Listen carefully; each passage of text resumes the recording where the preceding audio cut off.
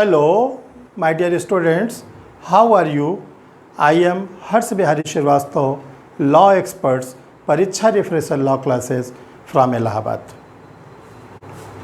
परीक्षा refresher law classes 29 year से मेरे डायरेक्शन में चल रहा है। बहुत सारे स्टूडेंट इससे लाभ लिए और आज डीजे के पद पर, सिविल जज के पद पर वर्क कर रहे हैं।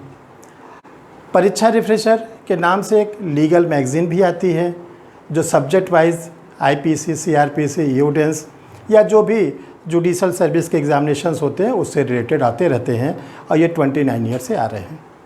आज हम आप लोग के सामने अपने अनुभव के आधार पर, एक्सपीरियंस के बेसिस पर एक उस चैप्टर को डील करना चाहते हैं जो एक छोटी सी क्लास में जब बच्चा आता है लीगल स्टडीज़ के क्लास में, जिसको हम लोग सीबीएसई बोर्ड में या एसएससी बोर्ड में कहते हैं 11th-12th, वहाँ से लेकर हायर जुडिशल के एग्ज़ामिनेशन तक के स्टूडेंट को ये ज़रूरत पड़ती है। ये जो कोर्ट होती है, ये जो कोर्ट्स के क्या क्लासिफिकेशन है, क्या इनके जुरिस्डिक्शंस हैं, क्या कितनी पावर होती है, तो आज इस पे हम लोग बेसिक चीज़ों पे बात करना चाहते हैं। तो आप लोग को देखिए 2 काम करना है। एक तो ये करना है कि जिन लोगों ने चैनल को सब्सक्राइब नहीं किया है इसको इमीडिएटली सबसे पहले सब्सक्राइब कर लें, आइकन जो बटन है उसको प्रेस कर लें और इस वीडियो को लास्ट तक देखेंगे आप लोग। लास्ट तक में क्या होता है कि जो कोर्ट के एंडिंग होती है उसको भी जानना ज़रूरी होता है कि जो सबऑर्डिनेट कोर्ट है उसकी क्या प्रोसीडिंग होती है। तो इसलिए आप लोग इसको बहुत बारीकी से पूरा वीडियो देखिए। देखिए, जो सबसे एपेक्स कोर्ट है यानी कि इंडिया में सबसे बड़ी कोर्ट होती है उसको हम लोग कहते हैं सुप्रीम कोर्ट। ठीक है, और ये केवल एक है, बस 2 नहीं है, केवल एक है जो कि नई दिल्ली में है। प्रेजेंट टाइम में इसमें 1+33 यानी कि एक चीफ जस्टिस ऑफ इंडिया और 33 अदर जजेस काम कर रहे हैं। इसके बाद जो स्टेट लेवल पर जुडिशल सिस्टम है उसके लिए हाई कोर्ट बनाया गया है। प्रेजेंट टाइम में 25 हाई कोर्ट्स हैं। जो सबसे लेटेस्ट हाई कोर्ट है वो हैदराबाद का है। ठीक, अब इसके बाद आता है डिस्ट्रिक्ट लेवल। तो डिस्ट्रिक्ट लेवल पे जिसको हम लोग कहते हैं सबऑर्डिनेट कोर्ट, यहाँ पे बहुत सी कोर्टें होती हैं, अब ध्यान करिएगा। इसीलिए इसको हमने क्लासिफाइड किया है। एक डिस्ट्रिक्ट लेवल पर कोर्ट होती है, सिविल की वर्क करती है, एक क्रिमिनल की वर्क करती है, जिसको पहले ब्रिटिश पीरियड में हम लोग बोलते थे कचहरी।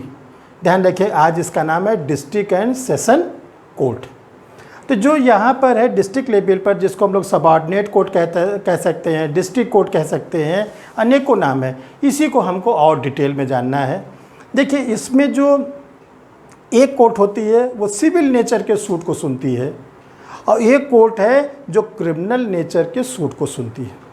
सिविल नेचर के सूट क्या है? सिविल नेचर के सूट वो सूट होते हैं जिसमें हमारे लीगल राइट्स ब्रीच होते हैं, जिसमें कोई पोस्ट हमारी ब्रीच होती है, कोई हमारी क्या होता है मनी के मैटर होते हैं, डैमेजेस के मैटर होते हैं, जिसको कि कोड ऑफ सिविल प्रोसीजर के सेक्शन 9 में सिविल नेचर के सूट के रूप में डिफाइन किया गया है।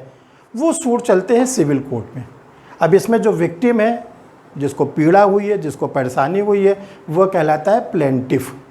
वही इस सूट को इनिशिएट करता है और जिसने उसके लीगल राइट्स को तोड़ा है उसको कहते हैं डिफेंडेंट। तो ये जो सूट है सिविल कोर्ट में चलता है प्लेंटिफ वर्सेस डिफेंडेंट, ये चलेगा थ्रू एडवोकेट्स।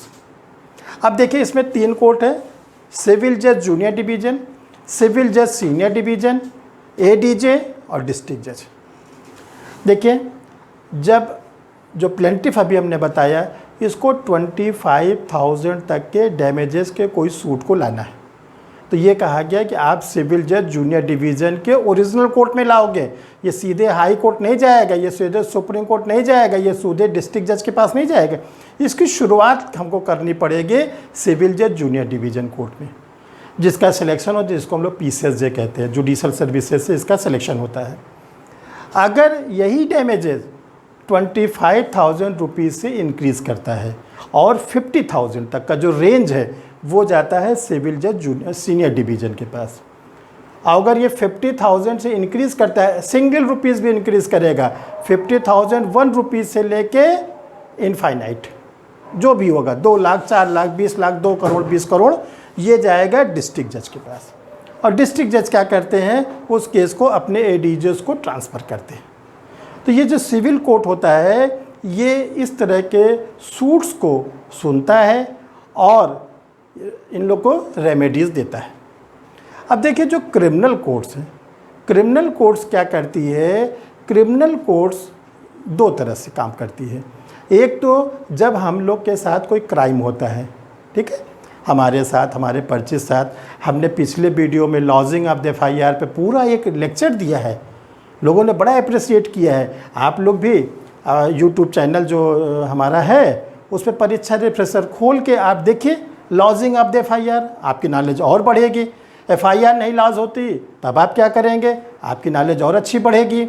अगर आपने एफआईआर लॉज करा दिया, पुलिस ने क्लोजर रिपोर्ट लगा दिया, तब क्या होगा, ये सब देखने के लिए इसको रिपीटेशन करने से बेटर है कि आप उस वीडियो को आप देख सकते हैं, आपके मोबाइल में वो आपको यूट्यूब चैनल पे मिल जाएगा। अब देखिए जो क्रिमिनल कोर्ट्स है, जब क्राइम होता है या तो हम एफआईआर लॉज करें या फिर हम क्या करें कि डायरेक्ट मजिस्ट्रेट के पास जाएं। अब देखिए यहाँ पे कैसे जज लोग बैठते हैं, यहाँ पे जो सबसे छोटे होते हैं उनको कहते हैं सेकंड क्लास जुडिशियल मजिस्ट्रेट। इसके ऊपर जो होते हैं फर्स्ट क्लास जुडिशियल मजिस्ट्रेट, फिर होते हैं चीफ जुडिशियल मजिस्ट्रेट, फिर होते हैं असिस्टेंट सेशन जज, फिर होते हैं एडिशनल सेशन जज, फिर होते हैं सेशन जज। अब देखिए जो सबऑर्डिनेट कोर्ट होती है उसका जो इंचार्ज होता है उनका नाम होता है डिस्ट्रिक्ट एंड सेशन जज। छोटे बच्चे देखिए ध्यान से सुनिए, जो 12th के हैं, 11th के हैं या LLB फर्स्ट ईयर के हैं, सेकेंड ईयर के हैं, देखिए जो सबऑर्डिनेट कोर्ट के इंचार्ज होते हैं उनको बोलते हैं डिस्ट्रिक्ट एंड सेशन जज। पर्सन एक ही होता है, जब वो सिविल नेचर के सूट सुनते हैं तो उनको बोलते हैं डिस्ट्रिक्ट जज, जब वो क्रिमिनल नेचर के सूट सुनते हैं तो उसको हम लोग कहते हैं क्या, सेशन जज। ठीक है, तो पर्सन एक ही होता है, कोर्ट भी एक ही होती है, एम्प्लॉय भी एक ही होते हैं, बस जब उनके कोर्ट का टाइमिंग बदलता रहता है तो नेचर ऑफ सूट बदलता रहता है, तो उसी के अकॉर्डिंग वो डिस्ट्रिक्ट जज एंड सेशन जज के रूप में जाने जाते हैं। अब देखिए जो सबसे छोटे मजिस्ट्रेट होते हैं सबऑर्डिनेट कोर्ट के, जिसको हम लोग कहते हैं सेकेंड क्लास जुडिशियल मजिस्ट्रेट, इनको ये पावर दिया गया है कि 1 साल तक के जेल या 5000 रुपीज़ फाइन आर बोथ। अगर ऐसा कोई क्राइम होता है जिसमें 1 साल तक की आप किसी को जेल दे सकते हैं और 5000 का फाइन आर बोथ, तो ये जो है मजिस्ट्रेट को सुनने के राइट्स दिए गए। बट अगर यही जेल की ईयर बढ़ गया या फाइन बढ़ गया तो ये कहा गया कि जो फर्स्ट क्लास जुडिशियल मजिस्ट्रेट हैं 3 साल 3 इयर्स तक के जेल और 10,000 फाइन आर बोथ। इसके ऊपर जो चीफ जुडिशियल मजिस्ट्रेट होते हैं, देखिए एक डिस्ट्रिक्ट में केवल एक चीफ जुडिशियल मजिस्ट्रेट होते हैं जिनको CJM कहते हैं, सारे मजिस्ट्रेटों के चीफ होते हैं। इनको ये पावर दिया गया है कि आप 7 ईयर तक के जेल के मैटर के केस को सुन सकते हैं और जो फाइन का मैटर है इनफाइनाइट आर बोथ, ये CJM को पावर दिया गया। CJM के ऊपर होते हैं असिस्टेंट सेशन जज। असिस्टेंट सेशन जज को बोला गया कि आप 10 साल तक की jail or fine or both दे सकते हैं। इसके ऊपर होते हैं एडिशनल सेशन जज और इसके ऊपर होते हैं सेशन जज। देखिए एडिशनल सेशन जज और सेशन जज की पावर इक्विवेलेंट, कोई पावर में डिफरेंस नहीं है। अब क्या इनको पावर है, ये लाइफ इम्प्रिजनमेंट जिसको कहते हैं उम्र कैद, आजीवन कारावास, ये दे सकते हैं, और डेथ सेंटेंस जिसको कहते हैं फांसी, ये दे सकते हैं। आर फाइन, जुर्माना भी दे सकते हैं जितना चाहे उतना, आर बोथ, यानी इनकी पावर बहुत ज़्यादा। अब देखिए पावर ज़्यादा के साथ ये भी कहा गया है कि ये एडिशनल सेशन जज या सेशन जज अगर किसी को डेथ सेंटेंस देते हैं यानी कि फांसी, तो ये कहा गया इनके कहने से तुरंत फांसी किसी को नहीं दी जाएगी, क्योंकि जो डेथ सेंटेंस होता है उस पर्सन का एग्जिस्टेंस ख़त्म करने के लिए कहा जा रहा है। तो ये कहा गया है कि ये जो हाई कोर्ट होते हैं इनके 2 जजेस को ये बोला गया है कि जब कभी सेशन जज किसी को डेथ सेंटेंस दे, एडिशनल सेशन जज डेथ सेंटेंस दे तो सकते हैं, लेकिन ये कंप्लायंस तभी होगा जब हाई कोर्ट के 2 जजेस इसको क्या करेंगे, कन्फर्मेशन कर देंगे अंडर सेक्शन 366 CRPC। अगर वो कंफर्म कर देंगे तभी इनके आर्डर का कंप्लायंस होगा, अदरवाइज़ कंप्लायंस नहीं होगा। तो ये जो है कोर्ट की पावर होती है। इसमें ये कहा गया कुछ स्पेसिफिक मैटर होते हैं तो उसके लिए अलग से ट्रिब्यूनल बना दिया गया, जैसे सेंट्रल एडमिनिस्ट्रेटिव ट्रिब्यूनल। तो ये क्या करता है, सेंट्रल एम्प्लॉइज़ के मैटर को देखता है। जैसे बना दिया कंज्यूमर प्रोटेक्शन कोर्ट, तो वो क्या करता है, कंज्यूमर फोरम की कोर्ट जो है कंज्यूमर प्रोटेक्शन के मैटर को देखता है।